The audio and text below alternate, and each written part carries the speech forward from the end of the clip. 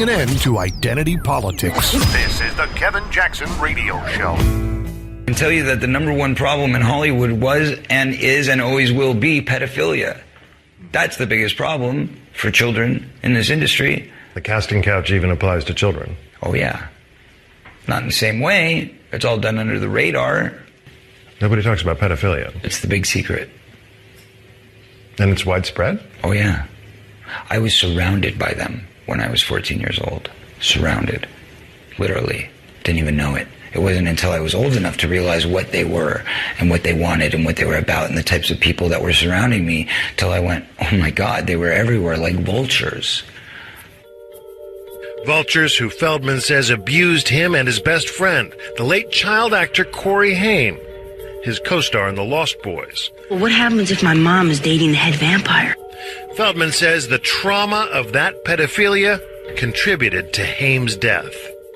There's one person to blame in the death of Corey Haim, and that person happens to be a Hollywood mogul.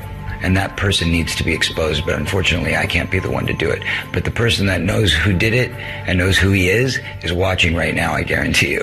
Yeah. Intriguing. Yeah.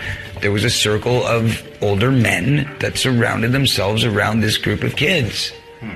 And they all had either their own power or connections to great power in the entertainment industry. You know, there's a lot of good people in this industry, but there's also a lot of really, really sick, corrupt people in this industry. And there are people in this industry who have gotten away with it for so long that they feel they're above the law. And that's got to change. That's got to stop. Welcome, everybody. It's the Kevin Jackson Show. KJRadio.com. Corey Feldman, child actor. You know him from lots of movies. And his little sidekick, Corey Haim, who killed himself. Couldn't deal with the demons. When you see all these stories about, oh, these children, they're, Hollywood children. Why are they so disturbed? Why can't they keep their money? What's wrong with the Hollywood children? Do you need an answer? When you see children in general who are struggling with suicidal thoughts and things like this, it isn't because of you tiger parents, you people that are saying, get out there. If you want to play baseball, but you're going to give it your all. This is what I tell my kid when my older sons are grown, but I would tell them all the same thing. Look, I don't care what you do, but once you choose it, you've chosen it and you're going to do it to the best of your ability. I'm not going to let up on you. And there are certain things I'm not going to let up on you in any kind of way. But here's what you'll always know. I will love you and I will protect you against anybody, including myself. I would not do anything to intentionally hurt my kids. And even if it was, quote, unintentional and somebody brought it to my attention, I would go, you're right. Let me tell you, when I was younger, as a young parent, you can go off the handle, off the loose end or the deep end or whatever they call it. As soon as somebody, oh, Kevin, man, you're taking a little far with the kid, you're like, oh, you're right. Shouldn't be that hard on him. And you never do it again, because your job as a parent is to protect your kids from everybody, and that means you sometimes. So we should be in this. If conservatives had our way, you wouldn't have a fraction of the children who are suicidal, who are reclusive, and all these different things. I remember growing up, and I didn't even think of pedophilia as something black people did. I thought that was like stuff white folks did. Just being honest with you. I was naive. I didn't think black people could be gay. I thought, oh, man, it's always in white people. By the time I knew what gay was, I was like, man, look at all these white people gay. Yeah, all these white folks. Now I'm walking through D.C., and all I see is, I can't, it's like find the straight guy. You could play find the straight guy. Because you can't, they're rare. So anyway, there was this black family that lived up the street from a good friends of mine family. And I didn't know these people very well. The kid that moved in, he was in my grade, but they were new to the town. And it wasn't a hot 6 months.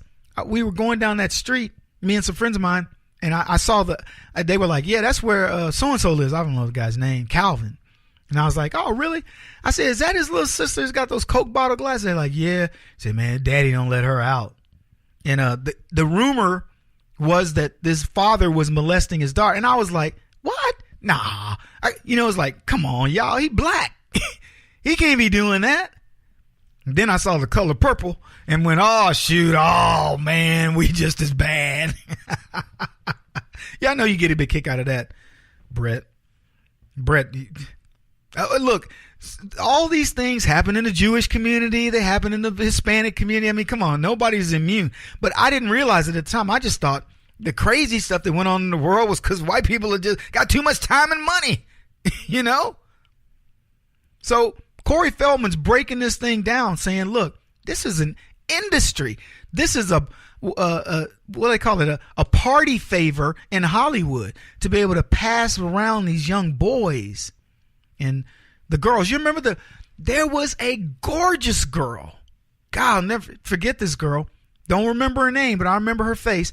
And she went to Hollywood with the expressed intention of making porn. And I was thinking to myself, I mean, this girl was just drop dead gorgeous girl. And her friend said she was going there. I'm thinking, as a Hollywood producer and even a guy making porn, this girl walks into your office and she says, look, I want to make porn. And you say, look, I get it. I don't know what's going on with the family dynamics and all that. But young lady, you are too beautiful. And by the way, supposedly well-adjusted family girl and all this. I would say you need to go home, go get a regular job. I don't know what else you can do with your life, but this isn't it. And if that's not the discussion, quite frankly, that even these debaucherous, lecherous leftist porn guys, if they don't have that conversation with young women and men and say, first of all, do you really understand what you're doing? It's kind of like before you get a sex change operation, you got to go through a year of therapy. And convince them that you are what you really do want to make this change. If whatever it may be. But you should have counseling. This should be mandatory in that industry. That they sit down and videotape and have conversations with these kids. You know what the videotape thing was? I saw a Miss Universe, not Miss Universe, either Miss USA or Miss America, one of them. And she goes and says, I want to make porn. And she's an older woman at this point, probably in her 30s, but beautiful. And the guy goes, phew, yeah, let's audition you right now. So he gets one of his porn guys and they have sex right there. And she leaves, like, was that my audition? Like, what do you have to audition being a former Miss USA or something? And you want to make porn. No audition necessary. Show up next week and we'll be ready to go. Right? But he wants to audition. So she leaves like a $2 hooker. I mean, you have to see this clip of, they didn't show the porn. They just showed this clip of him, talking about he had a Miss USA, former Miss USA come in. And the guy goes, hey man, I just had to see a former Miss USA, having sex. Yeah, I just had to see it. I mean, and I'm thinking to myself, wow, you didn't want to talk to this lady and say, hey, look, you've got an amazing career. You're a beautiful woman. Are you sure this is what you want to do? But he didn't, because he wanted to indulge his own stupidity. And what in the end, what does he get? Another pretty face that had sex, another woman with a nice. There are so many women in that industry. But here's the thing. They never get to the crux of it. But the crux of it is leftist men who would dare debase their daughters, debase their wives, debase their nieces, and so on. There are people out there who prey on these kids and can't wait to get them into a position where they have ultimate power. And that's what Hollywood is. Hollywood and politics. They're the same, folks. How does Harvey Weinstein go on for decades doing this? And you know what it took to break it up? It took his brother. His brother had enough. His brother said, not only is this just bad, you're ruining our company. So the board of directors kick out Harvey.